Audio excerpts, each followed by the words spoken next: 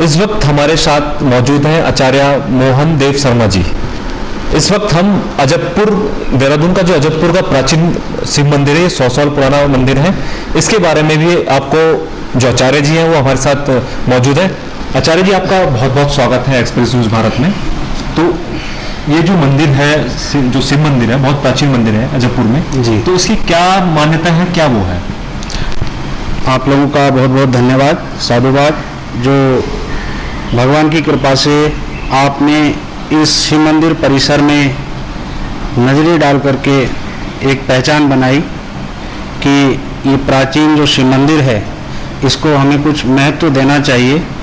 और आप लोगों को हमने कई जगह देखा भी है कि जितने देहरादून के प्राचीन शिव मंदिर हैं उन शिव मंदिरों को मीडिया में ला करके जनता को जो है एक दृश्य रूप में दिखाया कि वहाँ हमको जाना चाहिए और वहाँ जा कर के हर प्रकार की मनोकामना पूर्ण होती है। क्योंकि जितने हमारे प्राचीन देवालय और शिवालय हैं,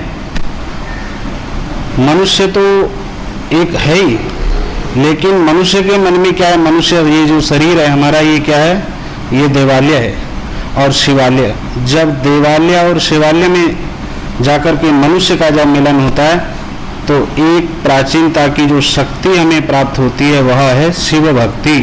और शिव भक्ति को हमें निरंतर ध्यान में रखना चाहिए कि इस समय कल से जो हमारा श्रावण मास प्रारंभ हो रहा है, बहुत अच्छे अवसर पर आप जनता जनार्दन को जागरूक कर रहे हैं। क्योंकि कल से जो श्रावण मास चलने वाला है वह आप समझ जाइएगा कि कल 6 जुलाई से लेकर के 5 अगस्त तक बहुत अच्छा एक श्रावण मास प्रारंभ हो रहा है। और इस श्रावण मास में हमें जो जो कार्य धर्म के तत्पर पर हमें करने हैं वह हमें इस समय ऐसे संयोग में और ऐसे विशेष योग में ऐसा अनुष्ठान मन में करना है प्रभु कि हम जो है प्राचीनता को अपनी ना भूलें और प्राचीनता को आगे बढ़ाते हुए हम जो है इस श्रावण मास में शिव भगवान की भक्ति करें।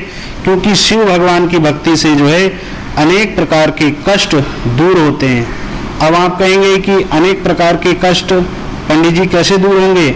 तो भगवान कहते हैं कि श्रावण मास का जो महीना है भगवान शिव को अति प्रिय है। क्यों है अति प्रिय?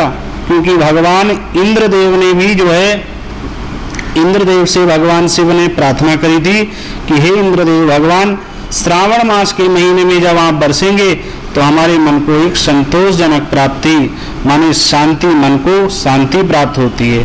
और आप कभी भी देखना ऐसे समय पर हर महीने अलग अलग होते हैं, लेकिन श्रावण मास के महीने में एक नई उमंग होती है, नई हरियाली होती है, नई तरह की सोच होती है, नए तरह का विचार होता है। और इस विचार में जी करके मनुष्य जो है अपने को पॉजिटिव समझता है और समझता है कि अब मेरे जीवन में कुछ ना कुछ नया अवसर प्राप्त होने वाला है। तो इस नए अवसर को कभी भी जीवन में चुकाना नहीं। इस अवसर में आप ध्यान रखना कि श्रावण मास में हमें जितना हो सके भगवान शिव की भक्ति करें और शिव भगवान की भक्ति करके भगवान को जो जितनी भी सामग्री भगवान शिव को प्रिय है, खैर भगवान को कोई विशेष सामग्री तो प्रिय है नहीं, लेकिन भगवान शिव को, भगवान शिव कहते हैं मुझे धतूरा चढ़ा दो, फूल चढ़ा दो, नैवेद्य चढ़ा दो, वो भी ना चढ़ा दो तो मैंने कहा देवालय, माने अपने शरीर को पंचांगों से प्रणाम करके, माने मस्तक से, सिर से, पैरों से, हाथों से प्रणाम करके अगर भगवान शिव की हमने भक्ति कर ली तो समझ लेना कि जीवन में शक्ति अवश्य आने वाली है। दूसरा सवाल मेरा ये था आचार्य जी, जो श्रावण मास होता है, ये महीना जो है शिव भगवान को क्यों पसंद होता है, इसके बारे में बताना चाहोगे हमारे दर्शकों? दूसरा जो आपने सवाल किया, बहुत अच्छा सवाल किया। पौराणिक कथा है एक कि जब समुद्र मंथन हुआ तो समुद्र मंथन में भगवान शिव ने जो है एक जहर पिया और उस जहर को पी करके भगवान के शरीर में जो है एक गर्मी उत्पन्न हो गई। और उसके लिए भगवान शिव ने क्या किया, एक घोर तप किया केदारनाथ में जाकर के। केदारनाथ में जाकर के जब घोर तप किया तो इंद्रदेव से प्रार्थना करी कि हे इंद्रदेव भगवान, कुछ ऐसी वर्षा करो जिससे मैं एक तो शांति में रहूं और एक उपासना में रहूं और एक ध्यान में रहूं, तब से भगवान की, भोलेनाथ की भक्ति और इंद्रदेव की प्रसन्नता के द्वारा जो है, इंद्रदेव जब प्रसन्न हुए तो भगवान इंद्रदेव ने भी भगवान शिव के ऊपर छम छम बारिश करी और उस बारिश के अनुसार भगवान शिव बड़े प्रसन्न हुए और भगवान शिव ने देखा कि ये नज़ारा हरा भरा होता गया है और इस नज़ारे को देख करके भगवान शिव के मन में क्या हुआ, वह गर्मी दूर हो गई और इधर मानसिक शांति प्राप्त होने लगी। इसलिए श्रावण महीना अति उत्तम इसलिए विशेष माना गया है कि इसमें जो है किसी भी प्रकार का मनुष्य के जीवन में नेगेटिव विचार नहीं आता। मनुष्य को चाहिए कि जब जब मनुष्य के जीवन में क्रोध आवे और किसी भी प्रकार का कोई दोष आवे तो श्रावण मास के महीने में रुद्राक्ष की माला ले और ओम नमः शिवाय पंचाक्षर मंत्र का जाप करके जो है ध्यान लगावे, तो किसी भी प्रकार की कोई शांति मन में आ ही नहीं सकती। और भगवान शिव को, जैसे शिव का महीना श्रावण महीना शिव को प्रिय है, ऐसे ही भगवान शिव आपको भी प्रिय मानेंगे। इसलिए भगवान शिव का हमें धन्यवाद करना चाहिए। हैं? मेरा सवाल ये भी था आचार्य जी, जो आप बता रहे हैं कि ये जो मंदिर है 100 साल पुराना मंदिर है, यहाँ पे मैंने अभी जो शिवलिंग देखा जो जिसकी उत्पत्ति अपने आप हुई है, तो इसका क्या इम्पोर्टेंट होता है? हमारे यहाँ एक स्वयंभू लिंग है, आपने कई बार दर्शन किया, आपने देखा भी है, लेकिन उसकी उत्पत्ति खैर मेरे सामने तो हुई नहीं, लेकिन हमारे जो यहाँ लोग पुराने लोग रहते हैं उन्होंने भी देखा, कुछ उनके द्वारा जो सुनी हुई बात है उस बात को जान करके हमने ये देखा कि स्वयंभू लिंग के अनुसार जिसने भी यहाँ कोई कामना मांगी वह कामना पूर्ण हुई। इसलिए इस मंदिर का नाम कुछ दिन पहले मनोकामना सिद्धपीठ मंदिर कहा गया। और जो व्यक्ति श्रद्धा विश्वास के साथ इस मंदिर में भगवान शिव के प्रति श्रद्धा और विश्वास के साथ भक्ति करता है तो उसे हर प्रकार की स्वयं की कामना उसकी पूर्ण होती है। इसलिए यहाँ स्वयंभू लिंग की जो है इतनी ही श्रेष्ठता है।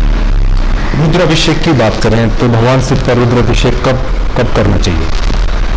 देखिए, मैं कुछ भक्तों को बताऊंगा, रुद्राभिषेक का बहुत अच्छा समय है इस समय, क्योंकि रुद्राभिषेक जो है 12 महीनों में तो हम लोग कभी भी कर सकते हैं रुद्राभिषेक, लेकिन श्रावण के महीने में अगर कोई रुद्राभिषेक करता है तो उसे मानसिक शांति तो अवश्य मिलती ही है, लेकिन हर प्रकार की परम सुख की शांति उसे अवश्य मिलेगी। कैसे कैसे सुख उसे मिलेंगे? धन का सुख उसको अवश्य मिलेगा, किसी पर घर नहीं है उसको घर का सुख उसको अवश्य मिलेगा, और किसी पर किसी प्रकार की कोई व्याधा है, कोई लोन में फंसा है, कोई कर्ज में फंसा है, कोई किसी तरह की परेशानी में, अगर वह रुद्राभिषेक करता है तो रुद्राभिषेक से ये मानिएगा कि आपके 9 ग्रहों की शांति जो है आपके जीवन में प्राप्त हो जाती है। किसी ग्रह का कोई दोष उस समय नहीं लगता। श्रावण महीने में रुद्राभिषेक कराएं एवं जितना हो सके महामृत्युंजय जाप अपने पंडितों के द्वारा कराएं, और पंडितों के द्वारा जो आप आशीर्वाद प्राप्त करेंगे, पंडितों की कृपा से आपको वह सुख प्राप्त होगा कि जो जीवन में आपने देखा नहीं होगा। श्रावण मास के महीने में इस समय को भूले ना और इस समय को ध्यान में रखते हुए 1 महीना जो है भगवान शिव की भक्ति में खोएं, ये अति उत्तम विशेष उपाय है। बिल्कुल। 12 राशियों की बात करें तो 12 राशियों पर रुद्राक्ष का क्या महत्वपूर्ण वो है? बिल्कुल, आपका बहुत अति गुणकारी सवाल है। 12 राशियों के जातकों के लिए मैं कहूँगा कि जैसे मेष राशि वाले हैं, मेष राशि वाले जो हैं हर प्रकार से, माने किसी को क्रोध आता है, किसी को चरम रोग है, किसी को दवाई नहीं लग रही है, या किसी भी प्रकार का कोई दोष हो रहा है उसको, तो 2 मुखी रुद्राक्ष श्रावण मास के महीने में धारण कर ले तो उसको किसी भी तरह की समस्या नहीं रहेगी। क्या करना है कि प्रातः काल उठ करके श्री 2 मुखी रुद्राक्ष को जो है आप जल में डुबोइए, और जल में डुबो करके, माने गंगा जल हो तो अति उत्तम है, गंगा जल में डुबो करके और भगवान शिव पर चढ़ाइएगा। 5 बार बोलिए ओम नमः शिवाय, ओम नमः शिवाय, ओम नमः शिवाय, शिवार्पणमस्तु। कि मेरे मन में जो संकल्प है शिव शंकर भगवान, और मेरे को जो कोई शरीर में कोई कष्ट है, उन कष्टों को दूर करने के लिए मैं रुद्राक्ष धारण कर रहा हूँ। आप जब इस कामना से कोई रुद्राक्ष को धारण करेंगे, आपकी कामना अवश्य पूर्ण होगी, शारीरिक कष्ट अवश्य दूर होगा, चरम रोग अवश्य दूर होगा, किसी भी प्रकार का दवाई का ना लगना वो भी आपके लिए लाभकारी रहेगा। इससे भला कोई उपाय नहीं हो सकता। अब दूसरी राशि हमारी आती है वृष राशि। वृष राशि वालों के लिए 6 मुखी रुद्राक्ष अवश्य धारण करना चाहिए, क्योंकि वह लक्ष्मी प्राप्ति का योग बनाता है। लक्ष्मी प्राप्ति के योग में क्या होगा, 6 मुखी रुद्राक्ष जो है आपके जीवन में किसी भी प्रकार का लक्ष्मी दोष कब आता है कि जब हमारे पितृ रूठ जाते हैं, किसी प्रकार का कोई ग्रह दोष हमें मांगलिक दोष बना देता है, किसी प्रकार का कोई ऐसी ऊपरी बाधा हमारे ऊपर प्राप्त हो जाती है, तो वहाँ लक्ष्मी वहाँ से चली जाती है और दरिद्रता वहाँ क्या करती है, निवास करती है। अब हम उपाय सोचेंगे, तो उपाय सोचने के लिए मनुष्य को चाहिए कि वह 6 मुखी रुद्राक्ष अवश्य धारण करें। श्रावण मास के महीने में अगर आप ये समय चूक गए तो 11 महीनों का इंतजार आपको करना पड़ेगा, और उस 11 महीने के इंतजार में क्या पता उस 11 महीने में क्या कुछ ऐसा आपके जीवन में लिखा हो कि वह दोष आपके सामने कुछ बड़ा रूप प्रकट लेकर के आए, बड़ा रूप प्रकट हो जाए। तो उससे पहले हमें चाहिए कि हमें दवाई से ज्यादा दुआ की कामना करें, और वो दुआ है भगवान शिव की दुआ। और तृतीय जो है हमारी मिथुन राशि है। मिथुन राशि वालों के लिए 3 मुखी रुद्राक्ष यश प्राप्ति के लिए, क्योंकि यश प्राप्ति जो है बहुत मनुष्य चाहता है कि मेरी कीर्ति हो, सम्मान हो, समाज में कुछ प्राण, समाज में प्रतिष्ठा हो, राज्य सम्मान हो, लेकिन उसके लिए हमें क्या करना है, 3 मुखी रुद्राक्ष अगर मिथुन राशि वाले धारण करते हैं या कोई भी इसको धारण करता है, उसको अनेक प्रकार की सुखों को प्राप्ति होती है।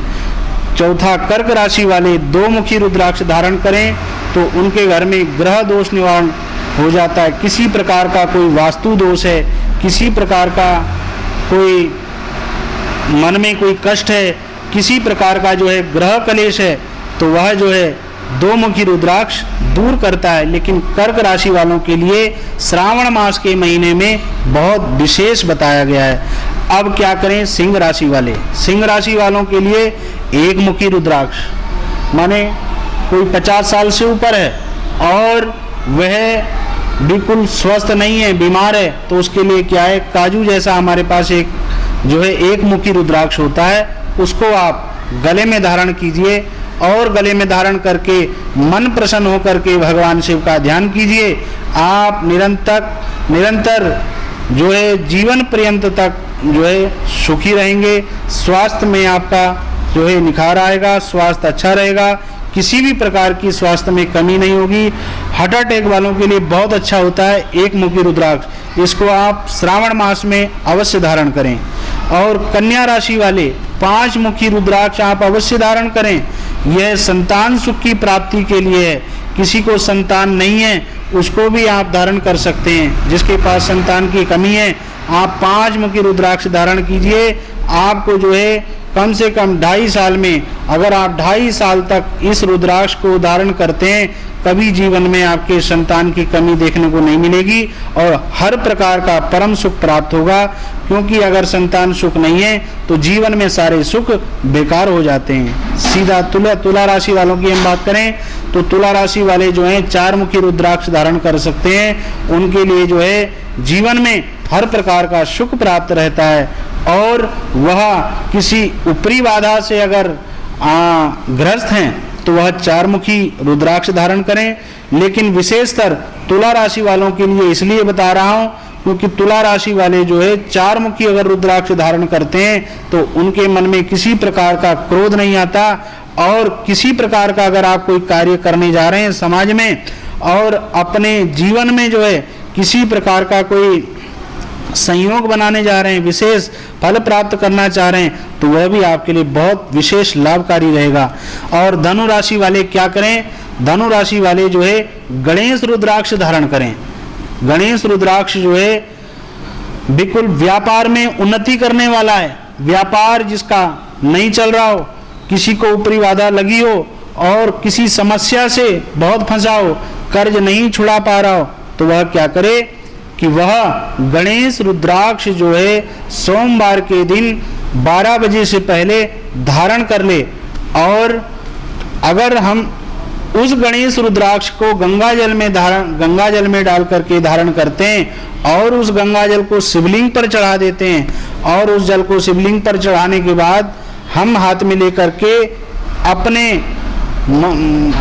मन में जो है उसको हम पी लेते हैं, अपने मुख से पी लेते हैं, तो वह हमारे मन का भी बहुत अच्छा कारक बनेगा एवं हर प्रकार के कष्टों को दूर करेगा। और मकर राशि वालों के लिए है कि मकर राशि वाले जो है पारस शिवलिंग एक होता है जो बहुत छोटा होता है, अंगूठे के बराबर।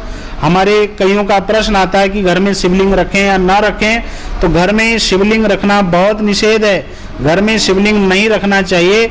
उसका व्याधान है कि शिवलिंग हमें कैसा रखना चाहिए और क्यों रखना चाहिए।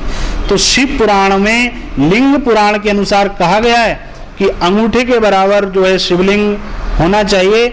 और वह शिवलिंग भी अगर हम बाहर की तरफ रखें, घर के बाहर तुलसा जी के वृक्ष में रखें और उनका जो है सूर्य भगवान की तरफ जल चढ़ाएं तो बहुत अच्छा लाभकारी है। और इस लॉकडाउन में बहुत अच्छा रहेगा अगर आप पारस शिवलिंग हमारे यहाँ से या कहीं से भी आप मंगवाते हैं तो आप इसको तुलसादी में रख करके वहीं से अभिषेक कीजिएगा। आपको मंदिर जाने का फल जो प्राप्त होना है वह घर ही पर प्राप्त हो जाएगा। इसलिए कई जगह तो मंदिर खुले हैं पर कई जगह बंद पड़े हैं और कहीं कहीं तो टाइमिंग के अनुसार मंदिर खुलते हैं। कहीं कहीं सुबह 6 बजे से 10 बजे तक मंदिर का प्रावधान है। हमारे यहाँ 6 बजे से 10 बजे तक मंदिर खुला रहेगा और वो भी उस कुछ नियम और शर्तों के अनुसार भक्तों को यहाँ आना पड़ेगा। इस अनुसार मैंने आपको बताया कि घर में पारस शिवलिंग मंगवा करके और पारस शिवलिंग को जो है आप सूर्य भगवान की तरफ ध्यान करके पारस शिवलिंग का जो है भगवान शिव को जलाभिषेक करते हैं तो शिवालय में जो जाने का फल आपको 10 गुना प्राप्त होना था वह 100 गुना प्राप्त होगा। और आप ध्यान रखें, कुंभ राशि वाले एक मुखी रुद्राक्ष अवश्य धारण करें और मीन राशि वाले भी 2 मुखी रुद्राक्ष धारण करेंगे तो आपके 12 राशियों तक के जो ये रुद्राक्ष की महिमा बताई गई है इस श्रावण मास के महीने में, तो वह आपको बहुत लाभकारी रहेगा, बहुत हितकारी रहेगा। और अपने जीवन में अगर परम सुख प्राप्त करना चाहते हैं तो इस सुख को भूलिए नहीं, क्योंकि सांसारिक सुख आपको संसार में लुभा लेगा और जो है भगवान का जो है सुख आपको अपनी शरण में लेकर के आपको कृपा प्रदान करेगा। ये बहुत अच्छा समय, बहुत अच्छी बात है कि ऐसे समय में मीडिया के लोग आपको जागरूक कर रहे हैं। बहुत बहुत धन्यवाद।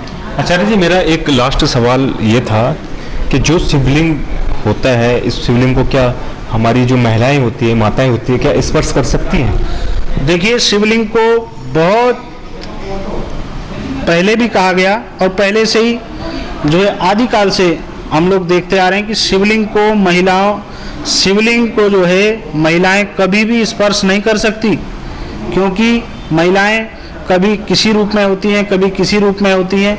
और पहली बात तो मंदिर में भी वह बड़े उससे आती हैं, इसलिए किसी को हम पहचान नहीं सकते कौन किस रूप में आ रहा है।